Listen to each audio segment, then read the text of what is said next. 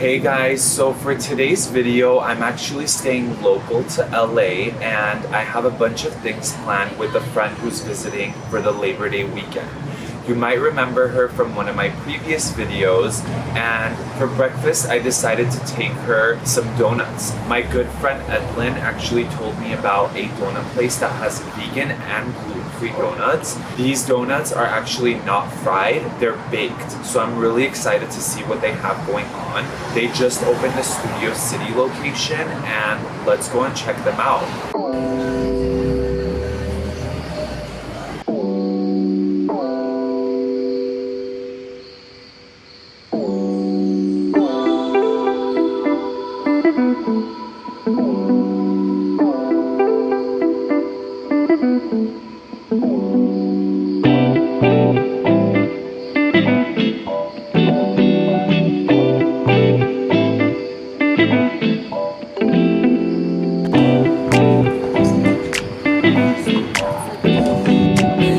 This was so good.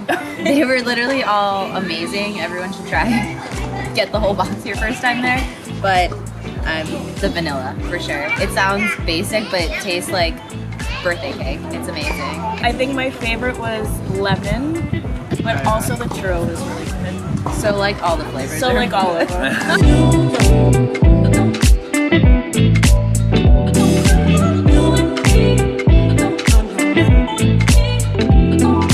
Now that we're done with lunch, we're gonna head over to our friend Ani's place. She's really into Armenian coffee, so she likes to make it, serve it, and actually do some coffee cup readings. And I'm gonna ask her a bunch of questions about what she does.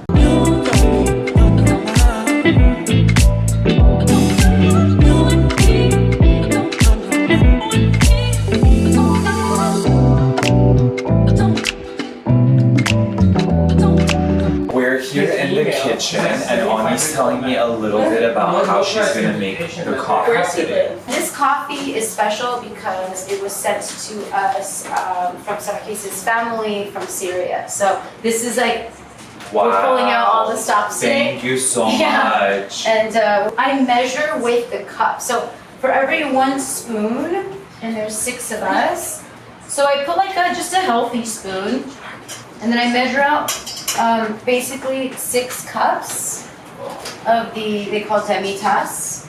So I'm actually breaking in this new set for today as well. Wow, I feel so special. It has the Is this the alphabet. Armenian alphabet? Yes. So this wonderful designer had created this with a group of women who created this set to sell for the funds to go help women in Armenia start their businesses or help them continue with their entrepreneurial efforts, especially in art stuff. So it means a lot to me that people can gather, enjoy coffee, you know, and also do something meaningful.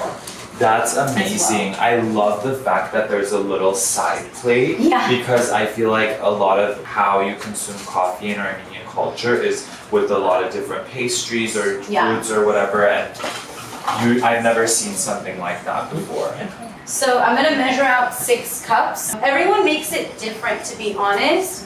Some will say, oh, you boil the water first, and some will say, oh, you boil it with the cold, you know, and the coffee together. I like to boil it together. So I'm gonna not add any sugar or anything yet, because I need to get a head count. Of who wants what, Exactly. So now I got this, some call it jazve, we call it surjep as well. Oh, surjep. Surjep, yeah. I got it from Armenia. And where did you get it? Of course, the one and only vernissage in Armenia. It's like the open air flea market where you can find all kinds of antique stuff. I know there's different sizes of these. Yeah. Do you use any of the different sizes, or is this typically the one you go for? I'll show you the one that I don't use, but it's amazing. I'll start with this. This is over 100 years old. It's a coffee grinder. So it looks like this, I guess, and do you store the coffee in this little drawer? So actually you grind it and then the coffee ends up in the drawer. Oh, okay, that makes sense. Yes. And do you use this or not really? Sometimes I do ceremonies with coffee where I'll ask people to each set their intention. That is amazing. Yeah. So this one is special because it has like all these different motifs around them. So I'm holding Ani's large jazda, and so it does have a bunch of different Armenian sites, including the Echmiadzin church, and I love how big it is. I think this can probably serve coffee to about maybe like 10 people or more.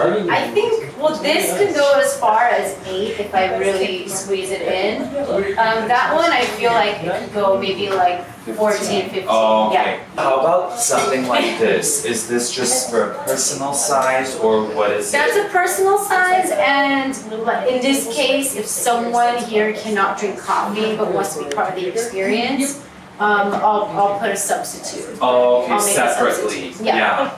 That's really cool. I like that. Maybe even like if they want to do it, because I know people do almond milk or even regular milk instead of water sometimes, and I feel like sometimes that works out well as well. This part is kind of crucial. Yeah. I turned it off for a second. I'm just gonna stir it, and then now we turn it back on. Kind of a slow simmer. I'm just gonna let it keep going. God, it's so pretty. It's gorgeous, isn't it? So that's the ser, the love. They also call it kef. Fun. So the trick is now to distribute this on every Slowly. cup and then keep pouring the rest of the coffee for the rest. So I actually didn't add sugar or honey because I want you guys to really feel the flavor of this coffee On its own. on its own. And then honestly, like if you're already eating sweets, in You my don't opinion, need it. Yeah, same. you don't need it. Coffee's ready. Yay. All right. Oh my gosh, that looks Everyone so grab a cup. Okay. And we were gonna grab that one. Good. Okay, you guys, so I'm here with Ani, who just made us this amazing ceremony, basically.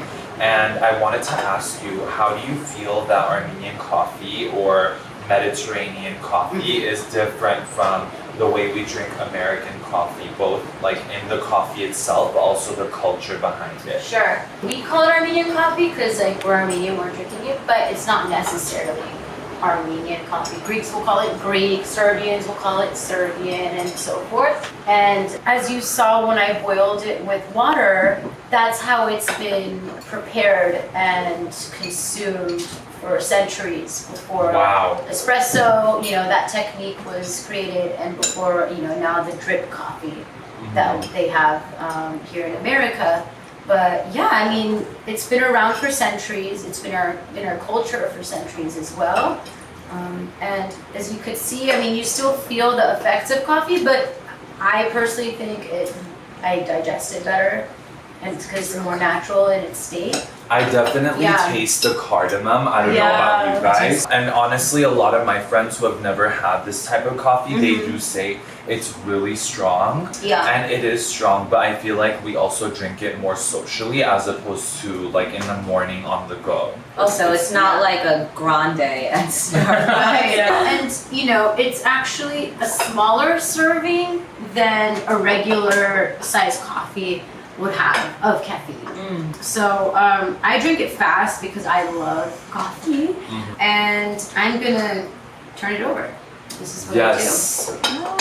I just turn it over. So tell us more a bit about that. So how does the process of reading a coffee cup work? Yeah. And what do you what's your goal with that when you are sitting down with someone, whether it's a friend or maybe a family or even a stranger? Yeah. Do you do that with strangers? Yeah, so I mean, like first of all, in the friend setting, I mean, when people gather, they're already having a good time, they're kind of vulnerable, the guard is down, and the cup gets turned over, and then when it gets read, it turns into like a therapy session. Wow. In that sense.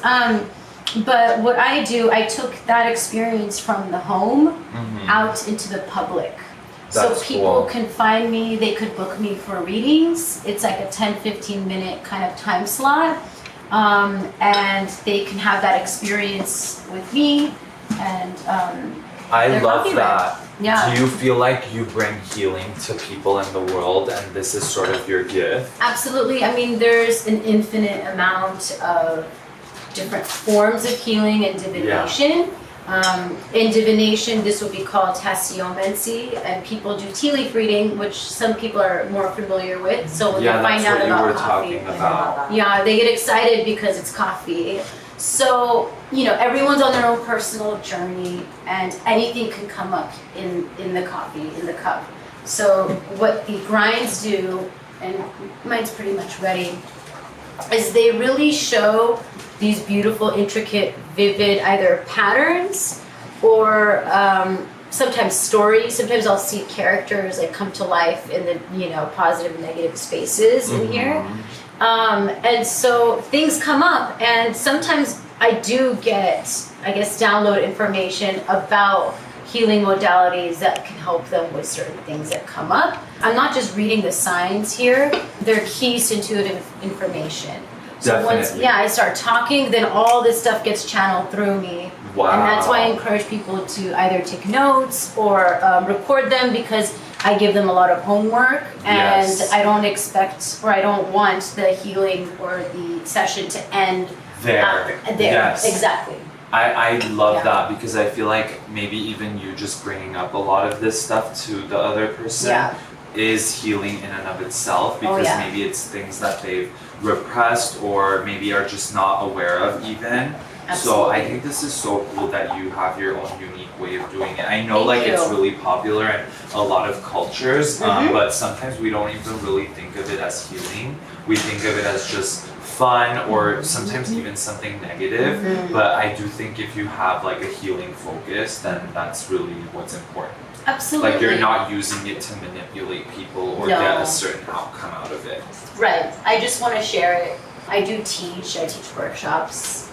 Wow. So what kind of places do you teach at, or maybe if the followers want to get a hold of you, how can they do that? I do not just events all over LA, but at the Spirit House Collective in Eagle Rock, I do workshops and kind of day retreats there as well. So it's interesting because I don't believe there's one technique. Even when you talk to people who use a technique, each one is different. You know? So what I try to do is encourage people to use their own intuitive, you know, gifts and energy and connect with this form, because I can't literally teach how I do it, but I can help nurture how they do it. Definitely. Yeah. Do you have a website or maybe an Instagram that you... Yeah, I do all my bookings through Instagram. I post my next reading days as they come. Okay. So the appointment ones are at SOOOOO Coffee in Glendale. One or two Sundays a month, where, you know, I'll post, hey everyone, this Sunday or Sunday, September 15th, I'll be at SOOOOO Coffee from 9 a.m. to 3 p.m. DM me for a time slot, and then everyone DMs me, I put it together, and then that day, everyone comes like 10 minutes earlier than their meeting, they order, and then I just go back to back to back to back. That's so awesome. So I'm actually gonna link Ani's Instagram handle down in the description.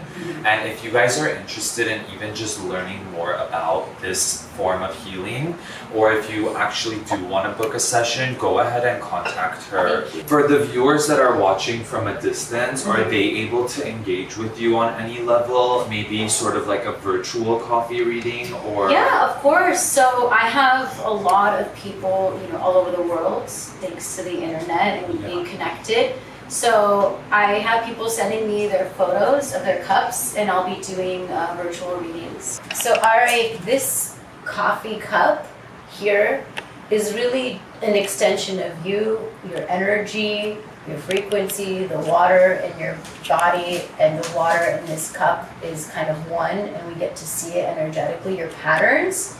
And these patterns are all natural. They're made from nature, your nature.